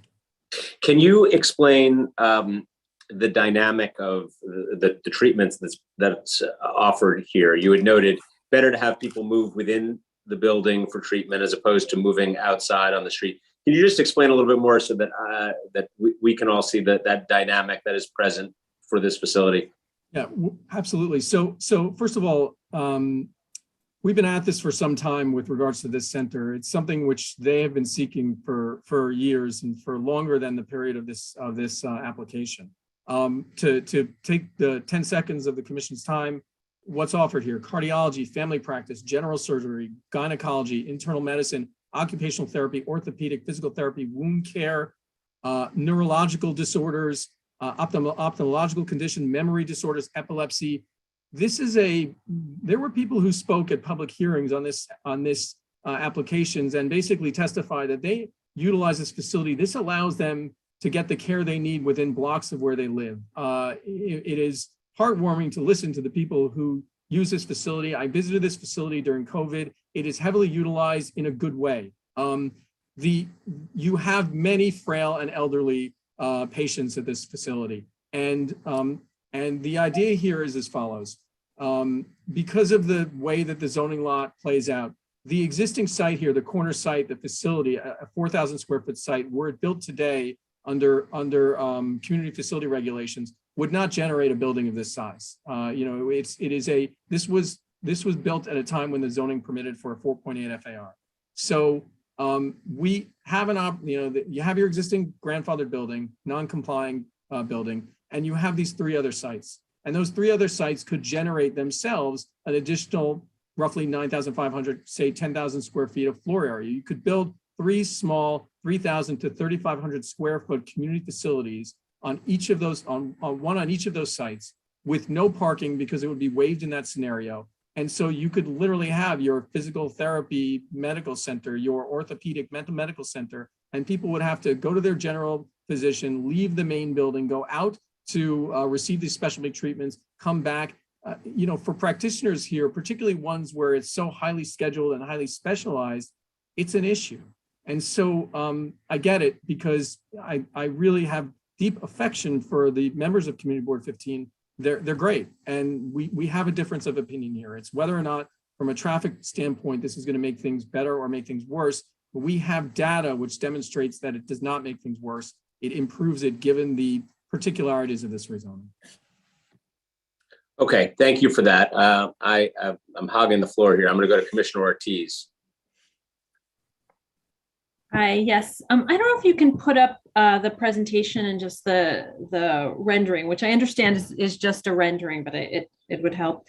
So I know that this is not being developed pursuant to quality housing, but one of the things I'm curious about the treatment of the first floor and plantings between the street line and the street walls, and how that, because I think that's an important component of how this is experienced by neighbors.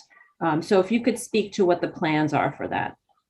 Sure, Commissioner Ortiz. So in one sense, we're somewhat hamstrung because of an existing 5-story building at the site. But here's what I would say in that regard, and I don't think the renderings will do what eventually is put here. I don't think they do it justice. But while the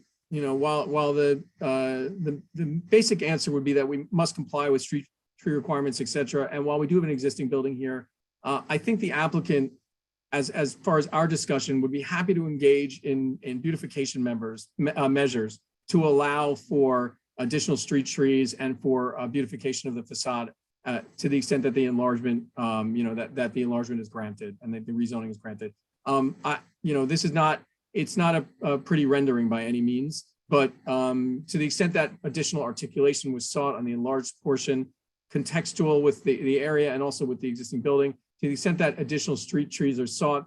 The only thing I can affirm here, because obviously the commission is somewhat limited in conditions on a rezoning, you grant the zoning district and that's it.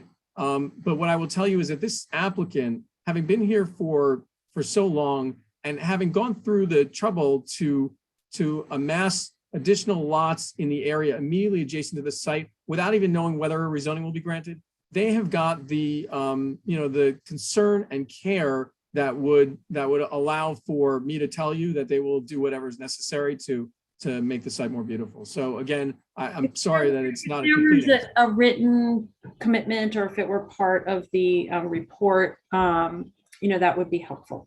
That's fine, and we'll submit on that. We appreciate the opportunity. Thank you, Commissioner. Commissioner Marin. Just following up on the question that Commissioner Ortiz asked regarding some greenery in front of the building. I do know that when you build a building, there's a street tree requirement that the building department does require. It would be beneficial to this application if the applicant could at least identify where on the street front those trees will be required by the buildings department, because it will be a requirement. Should you go above and beyond the building department requirements, that'd be great as well, and depicting that so that this body could understand, and that would be really much appreciated. Yeah, we will be submitting on that, certainly. And we do, again, appreciate the opportunity. Dr. Levitt, who is the founder of the center, is committed to not only increasing services here, but to being a good community member. So we will be submitting on that, Commissioner. Thank you. Thank you, Commissioner. Commissioner Capelli. Yes, thank you. Mr. Lobel, I was interested in your comments about your study showing that the traffic situation is actually improved. I'd like to see a copy of that if I can. I don't know if it was submitted already, but I certainly would like to see that.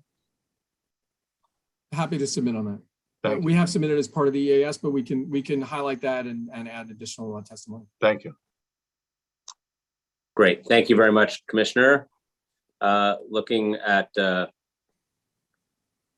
my colleagues here, I see no other hands raised except for Vice Chairman Knuckles. Thank Go ahead, you, Chair. Mr. Thank you, Chair. Richard, I believe it was one of my fellow commissioners who raised, Commissioner Burney, raised the question of the appendage, that silver appendage that emerges from the building. Just explain what that is again. Is that on the the existing building? Yes, I think there's probably photos which are submitted,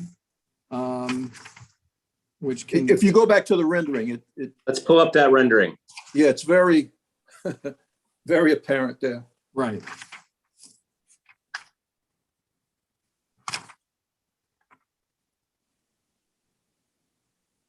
Right, so there is a bump out on the existing building. It provides an overhang for people coming in and out of the structure.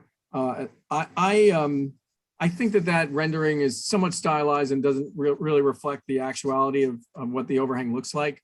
It's actually in stone and not in it looks kind of a sequined overhang there. But no, it's actually much more sedate and comports with the colors of the existing building. So.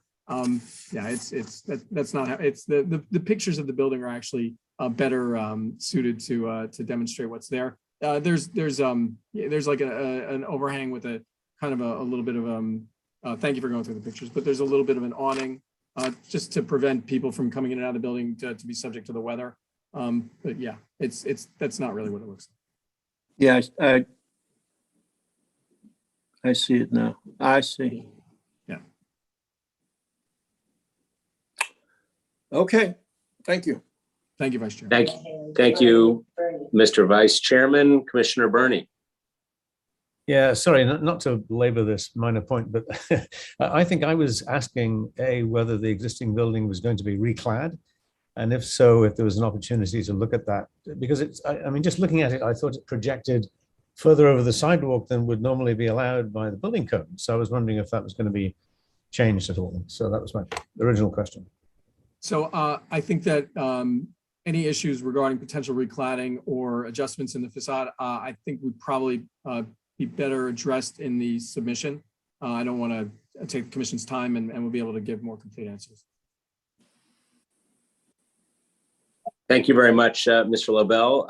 I will note, I too am going to take a closer look at that, the traffic information related to the community board's objection and what you have described as sort of the seamlessness of moving from one within a building as opposed to from one building to the other. In my own experience, it's very hard to create a medical context where you're able to schedule all those appointments on the same day. So it seems unlikely that people would actually be moving from one place to another in any event, but we will take a closer look at that.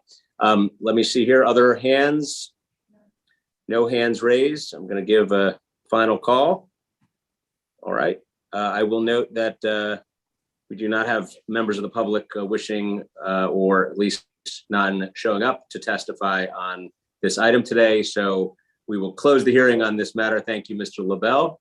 And we will move on to the next item of the day. I'll ask Secretary to open the item.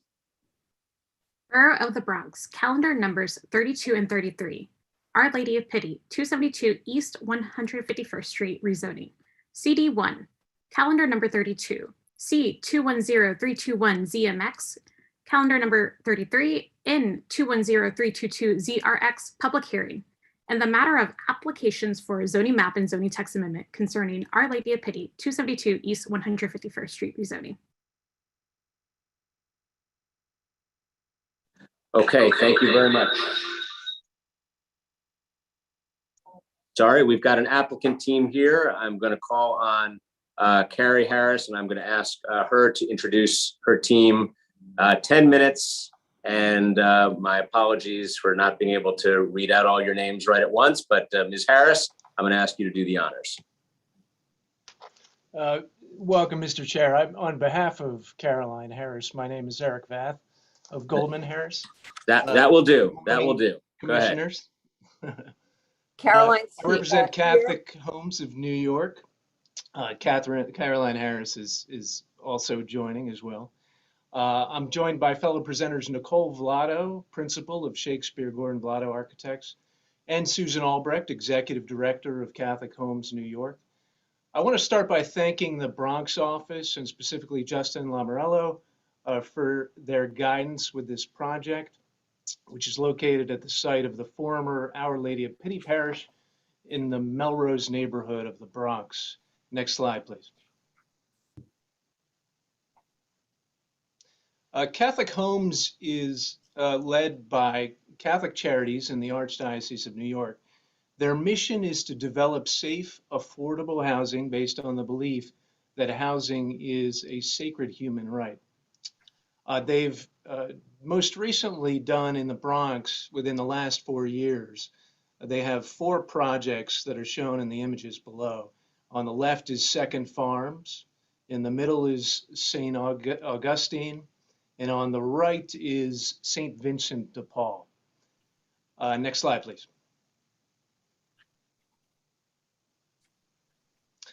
But on the left is the existing zoning map for the proposed action. It's the proposed map changes from an R6 district with an existing C14 commercial overlay within 100 feet of Morris Avenue. And on the right is the proposed R7A district, contextual district, which maintains the C14 commercial overlay. The rezoning is consistent, as you can see, with the surrounding area. There is an R71 to the north, an R72 district to the west, and to the south, there's a C44 district, which has an R72 equivalent. The other action is to map an MIH area. It's a text amendment, options 1 and 2. Next slide, please. The development site is located in a transit zone, a transit-rich area, which is served by bus, subway, and commuter rail lines. There's a 254 subway running along 149th Street. There's the BX32 along Morris Avenue. BX2919 buses are on 149th. And just a few blocks north, there's a Metro North station. Next slide, please. On the left, you see an aerial photograph with the development site outlined in red. The site is currently vacant after the Our Lady of Pity Parish was demolished in 2021. On the right, you see an axonometric diagram of the 2 proposed buildings. There are 2 quality housing buildings, 9 stories, with a maximum height of approximately 95 feet. They contain a combined 205 units that are, it's a family-oriented unit mix, and they're all affordable units at a range of 40 to 70% AMI. The financing for the project has not yet been finalized, but the applicant is considering either LIHTC tax-exempt bonds from either HPD or HFA. And I want to note, in response to Justin Lamorello's comment during his presentation, the applicant is exploring parking solutions to help alleviate some of the concerns of the community board. Next slide, please. Now I'd like to introduce Nicole Vlado from SGVA Architects, and she'll walk you through the proposed design of the building. Thanks, Eric, and good morning, everyone. Again, I'm Nicole Vlado, one of the principals of SGVA, a women-owned firm, architectural firm based in Brooklyn, and we're incredibly honored to have the opportunity to speak and meet with you today about this project. I'm just going to briefly describe the architectural design. You see here elevations of what we call the North Building at East 151st Street on the left, and the South Building at East 150th Street on the right. We're designing both of these buildings to have a strong relationship to one another, so we're using the same materials and architectural detail and language at both buildings, inverting the palette from the north to the south, as you see here with our light and dark colored bricks. The use of contrasting bricks here is also to help sort of minimize the bulk of these buildings. We find it important in this context to really step down towards the neighbors. And even though we are proposing 9 stories to help achieve our goal of 205 apartments, we definitely want to respect the context on the east and west of our sites. We've also broken down the massing at our front facade using setbacks, dormers, and also breaking the volume of the front facade to help increase that appearance of smaller buildings. And we have introduced the language of punched windows, individually punched windows at the front facade, really to pay reference to our historic neighbors in the context. May I have the next slide? In addition to their shared appearance, they also share a yard, which is a really unique feature of this site. And we have the opportunity to create a really large and important space that connects the rear yards of both buildings. We have a landscape architect on our design team, and we look forward to proceeding in the development of this project to create a series of spaces that allow for large and small gatherings, individual contemplation, events, and play areas for children. This is also a wonderful feature for tenants to look onto from their apartments. Can we have the next slide, please? As was requested during certification, we've included illustrative plans on the next 2 slides. So you see here our ground floors that show a combination of amenities that will serve the tenants, including large meeting rooms and office spaces for on-site services, as well as apartments. And we've got, again, South Building on the bottom of the sheet and North Building on the top. These also have direct access to the rear yard. Next slide. And this is a typical residential floor showing, again, our combination, this unit mix of studios, 1, 2, and 3 bedrooms, again, to achieve our goal of 205 units on the site. Next slide, please. And lastly, we are, again, as Eric mentioned, really designing these for families. We are thinking about the storage space needed in these apartments so they each have ample storage and closets, really optimizing the light and air and views in and out of the site from these apartments as well. And yeah, we want to provide a space that's safe and comfortable for the neighborhood at large and for all of the tenants. May I have the next slide? And I also just wanted one last statement is just to indicate that we are promoting sustainable design for this project. And so in addition to meeting the energy code, we're looking at an all-electric design and a solar approach. Thank you. Great. Thank you, Nicole. Now I would like to introduce Susan Albrecht, Executive Director of Catholic Homes New York. She's going to walk us through some of the services that her organization provides. Susan? Yeah, thanks, Eric. As Eric mentioned in our introduction, Catholic Homes is a mission-driven, affordable housing developer and provider. A central component of all our housing is its connection to services. The Catholic Charities Housing Support Services Program provides on-site support services and community engagement activities to the individuals and families who live in our buildings to help them thrive in their new apartments. In addition to on-site case management services, the program includes a wide range of programs to assist with employment and job training, emergency food distribution, financial literacy, and health programs that have recently included on-site vaccination programs. We look forward to continuing the Housing Support Services program at Our Lady of Pity Apartments. On behalf of Catholic Charities, I'd like to thank the City Planning Commission for your consideration and ask for your support of our plans to rezone this site for 100% affordable housing. Thank you. Great. Thanks so much, Susan. If you want to go to the next slide, I think we'll cede the rest of our time to any questions from the commissioners. Thank you. Excellent. Well, thank you very much for the presentation. And I did not do it properly at the outset. Let me just note that the team includes a number of people here: Nicole Vlado, Nancy Dune, Susan Albrecht, Caroline Harris, Eric Voth, and Drew Kyriazides. And my apologies if I've done some damage to your name there. I wanted to first pay a compliment to you all on the what I think is a very cool inverted palette design for this thing. I like the way the buildings talk to each other, and I think that's interesting. And also the way that you have open space and common areas that I think will feel really good to be in that building. So I just wanted to make that point. I did, Ms. Vlado, I did hear you say something that I didn't completely understand. I think it might have just happened too fast for me to catch. You said something about the surrounding context and how I think you said punching holes in the facade to connect to the surrounding context. Can you just say a little bit more about that? Because I'm not sure I understood what you meant. Sure, yeah, I'm sorry. I know that I was speaking rather quickly. So we are showing, and I don't know if we want to look at the image, but I can describe for the front elevations. Let's bring back the image for the benefit of all of us. Thank you. Great, this elevation is perfect.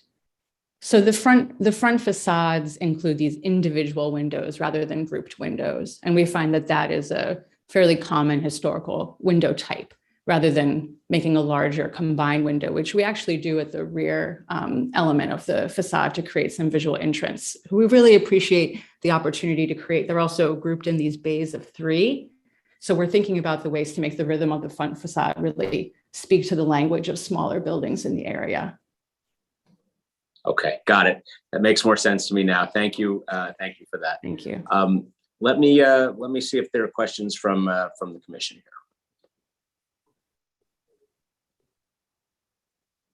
here. Give an opportunity for a moment for my colleagues to jump in.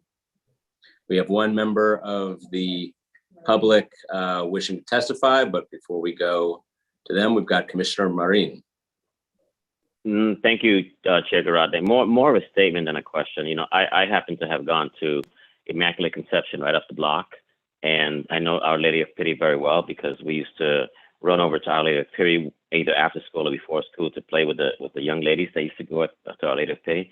It's always disheartening to see a church be razed. However, it is very heartening, if you will, to see it being developed as 100% affordable housing, which we so desperately need. So it is appreciated that those thoughts are in mind. I also did see the one by Fulton. I forget the name of that church when it was raised. That was also a beautiful church, but the actual outcome did benefit the community. So I do support the actions being taken here in light of raising the Catholic churches.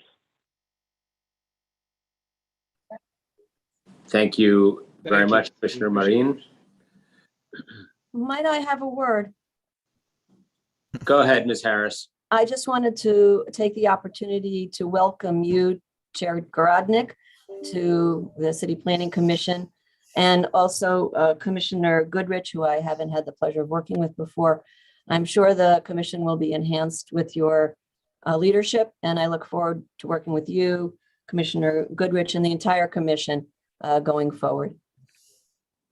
Thank you very much, Ms. Harris. You're out of order. No, I'm just kidding. That's just a joke. We appreciate that very much. Thank you. Let me see if there are other commissioners who wish to comment or ask questions here. I do not see any. So with that, I am going to call on the one member of the public who has signed up to testify, Richard Espinal. And we thank you all for your presentation today. We wish you well. Mr. Espinal, once we can call you up, the floor will be yours.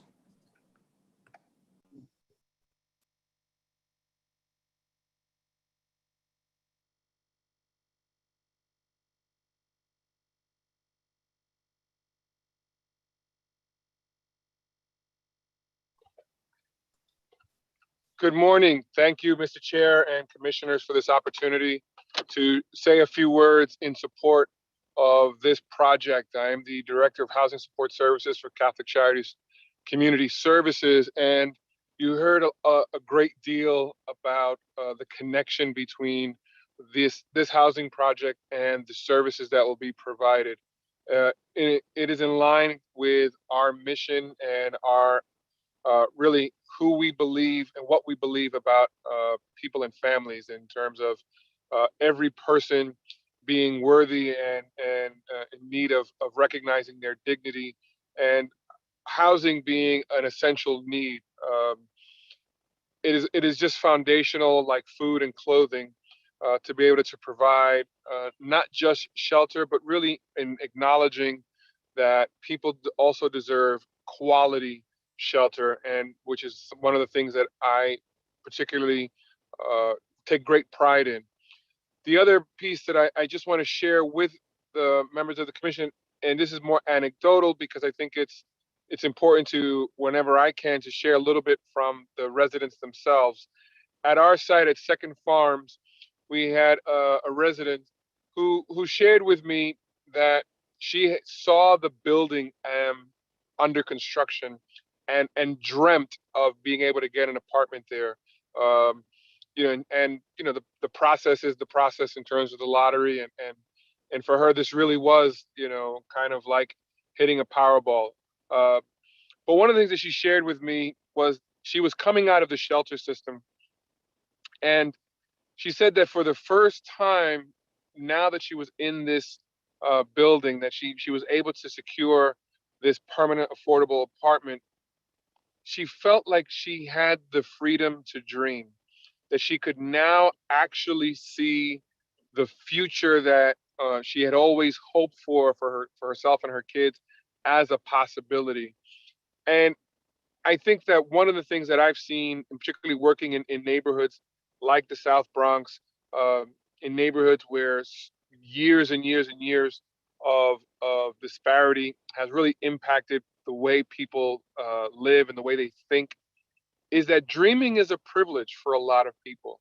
And it's a privilege that not many people recognize is cut off for so many folks. And so I asked the commission to allow these families to dream by supporting this project and by giving people an opportunity to really start building the life that they can do for themselves and that they've always dreamt about. And so I don't want to take more of the commission's time, but I just want to thank you for this opportunity and ask for your support. Thank you.